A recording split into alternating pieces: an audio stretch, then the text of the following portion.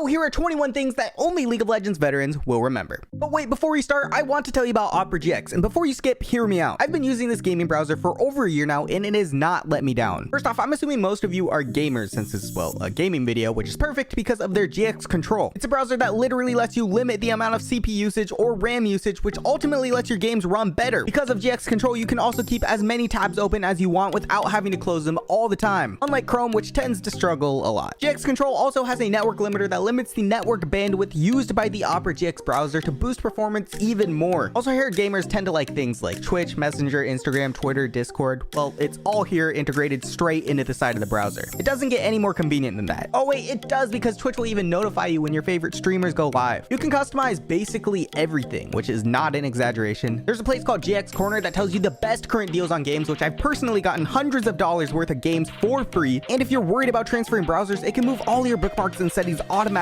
And GX is also available on mobile. Guys, I seriously can't recommend this browser enough, so make sure to download it using my link in the description. Thank you, Opera GX, for partnering up with me once again and supporting this channel. You guys are amazing. Now back to the video. All right, I think it's finally time to talk about number 1, Dominion. Dominion was a League of Legends game mode that came out all the way back in 2011, and it was played on its own map called the Crystal Scar, and it was basically a control point King of the Hill game. The goal of it was to capture and hold 5 control points around the map. If you control more capture points than your opponent, then you would continuously damage the Nexus, which you can see at the top of your screen. Golden experience was received at about the same rate as ARAM today, which kept the game moving quickly and you got into the action right away. Now, in order to capture the points, all you would have to do is click on it and your champion would start channeling the capture. However, you wouldn't be able to capture it while you're being attacked. Like ARAM, there are also some health relics around the map, along with some other buffs like speed shrines, which will sped you up. And additionally, every few minutes, there would be some buffs called greater relics, which would spawn in the center, and if you captured it, it would give you a huge shield and boost your damage. Similar to Nexus Blitz, Dominion also had some mini quests come up where it would tell you something like capture objective A before the other team captures objective B. Ironically, it was actually brought back for a little bit in 2016 as a game mode called Definitely Not Dominion, but it didn't really stick around for long. Overall though, it was really a great place for people to try out new champions and take a break from the stress of normal League, or just a great place to abuse the crap out of Heimerdinger. Definitely a game mode missed by many though. Hey, this completely accurate non-altered chart shows that most of you watching aren't already subscribed. So if you're enjoying, please consider poking that sub button. It really does help me out a ton. Thank you. Number 2, hide and seek. Speaking of Dominion, something a lot of people did with this map is play hide and seek. Basically, all you did was create a custom game and have the seekers who are trying to kill you on one team and the hiders on another. The hider's job was obviously to hide and survive, and in order to do so, most people would just build a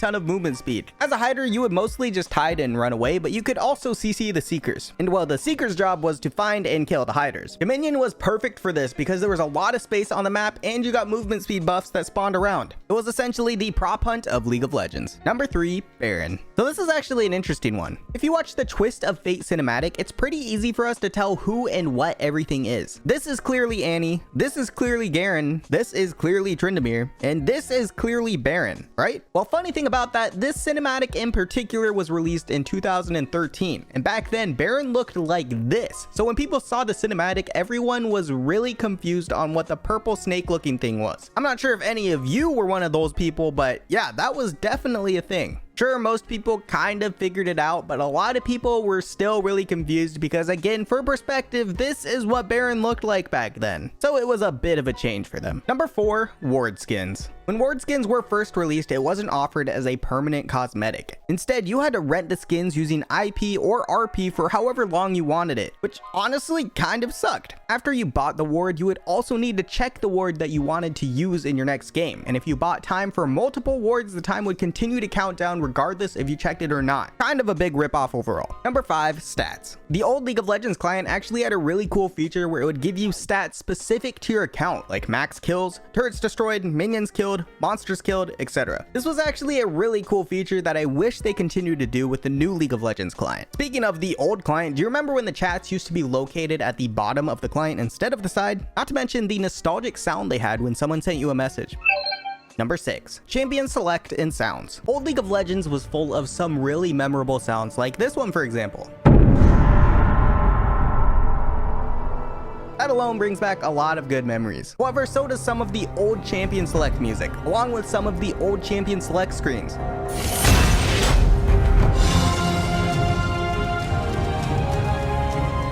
Number 7, the announcer. Speaking of sounds, before we had the infamous announcer that we have today, we used to have a different one. And the one from before was objectively better for the sole reason that they said owned in owning. Owned.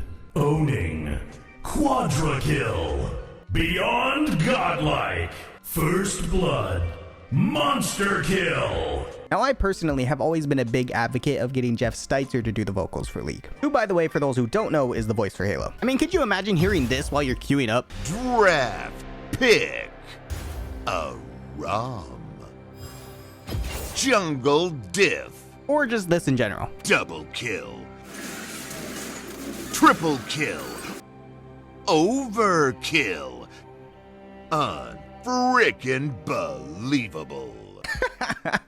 Okay, yeah, we're definitely gonna have to petition for this. What a guy, man. For those who have subscribed, this is for you. Thank you for subscribing to Outside Joke. You are unfrickin' believable. Dude, Jeff is so awesome. Number 8, user interface. League of Legends user interface has changed a lot since its release. For example, this is what the UI looked like in its alpha stage, and a part of the reason for that is because they were actually trying to salvage FPS. You see, their solution back then was to create a big UI so that they didn't have to put anything on the screen behind it, and thus they wouldn't have to display such a big screen with moving pixels, ultimately giving better FPS to players. One of the versions also used to have these animations that popped up these +1s for when you leveled up, and ever since then it's changed a few times until it's become the UI that we all know today. Number 9, timeline. Back when League just started, they had an organized timeline which showed all of the big updates that they've implemented, which was pretty cool. It was really easy to visually see the order in which everything took place. Number 10, leashing the jungle. Nowadays, the typical leash consists of just your side laners hitting your camp a few times to help get you some extra damage. But back then, it wasn't so simple. Instead of attacking the closest target, jungle camps would lock onto the first target that it hit, meaning once you hit a camp, it would continue to chase you around. For example, when taking a buff on the blue side, it was common for mid laners to get the first auto attack in so the buff starts chasing them around instead of damaging the jungler. This was crucial because back then pretty much every jungler struggled pretty hard in the early game, and without a good leash the camps would eat up their health pretty quickly. It was also pretty common to see not just the junglers taking camps at the start of a game, but side laners too, because everything spawned a lot earlier. Krugs would be usually taken on both sides of the map to get a little extra experience in gold at the start. They were also a lot easier to kite thanks to the different AI. Number 11, League CD. If you want to play League nowadays, it's pretty simple. All you have to do is hop online and download it. However, back then, at the very start, there was actually a physical copy of League that you could buy. This was mainly because the original plan for League of Legends was not to have it be a free game, but instead cost $29.99. With that being said, the physical copy actually had a really lot of cool stuff inside,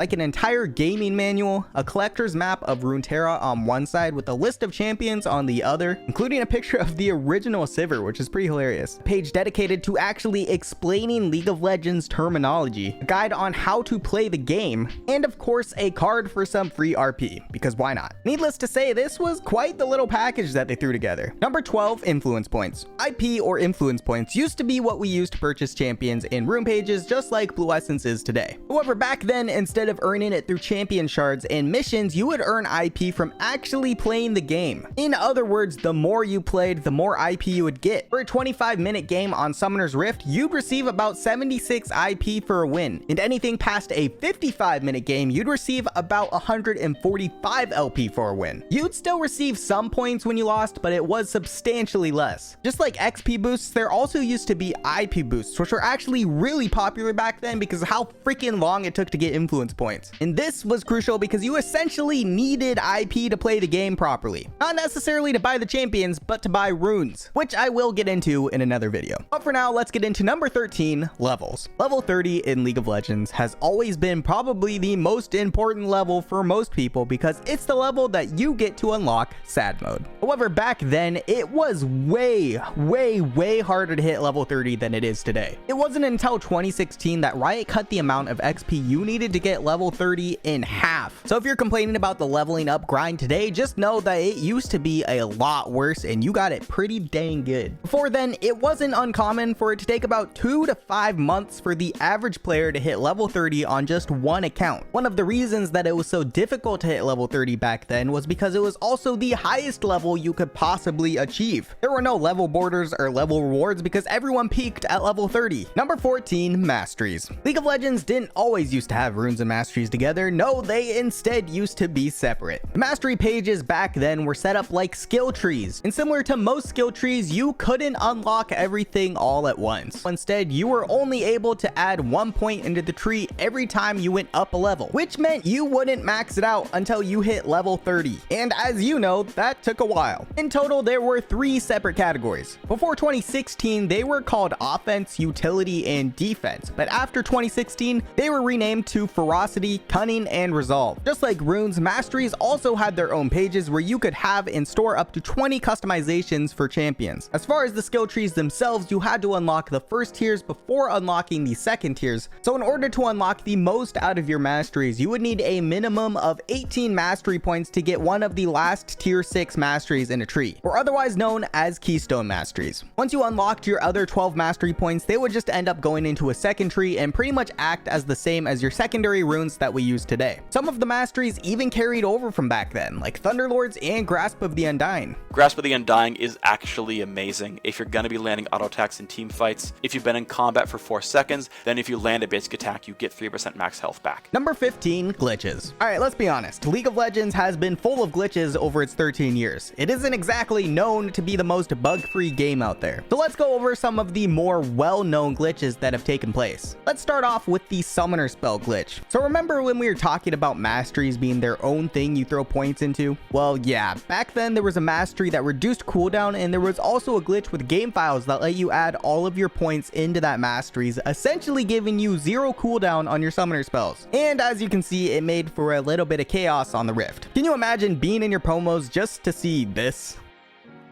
The second was the Azir turret glitch, a bug that essentially allowed Azir to spawn turrets at will, which as you could guess made playing the game quite difficult, or easy, I guess depending on which team you were on. And last was the Blade of the Ruin King glitch, which if you're really new to the game, Bork used to be an active item. So back then, players found a way to spam the active on it non-stop until pretty much everyone was dead. Or not pretty much, until everyone was okay. Yeah, you get the point. Everyone died. Number 16, health potions. Nowadays, you can only have up to 5 health pots at a time, but before you could stack them up to 999, which is kind of insane. Number 17, disconnecting. If you DC'd in a game, you'd go back to the fountain automatically and become invulnerable to damage. However, things used to be a little bit different. See, that invulnerability trick didn't really work back then, meaning players who did disconnect didn't get the invulnerability buff, which also meant if there was a Karthus in the game, he could just get Medjais and just farm stacks with his ultimate the entire game, nuking your level 1 AFK ribbon. Number 18, XPeke. If you don't know what this is, you're just kind of uncultured. Number 19, ranked icons. The ranked icons have kind of gone through a lot of changes throughout the years, but these icons will probably always have a special place in people's hearts. There's just something about them that as soon as you look at them, you get a rush of nostalgia. Number 20, tower defense. When League was just starting off, in order to help advertise League itself, Riot released a mobile tower defense game to the App Store. There were 50 waves where minions, champions, and dragons would come at you, and your job was to throw down turrets to stop them. That'd be kind of cool if Riot added this in as like an Easter egg game mode one day or something. I don't know. And lastly, number 21, the simplicity. Let's be honest, games back then were just simpler. Times were simpler, champions were simpler, items were simpler, team fights lasted longer, and a lot of people enjoyed that about the game. It's no secret, League, like any other game, has to adapt over time and continue to update, but there's also no denying it was just a simpler time. And they're less yones. Let me know what you miss most about old League of Legends in the comments, and as always, thanks for watching. A huge thanks to Josh Poo, Stefan, and Senso for being tier 3 patrons, and another huge thank you to my other patrons as well.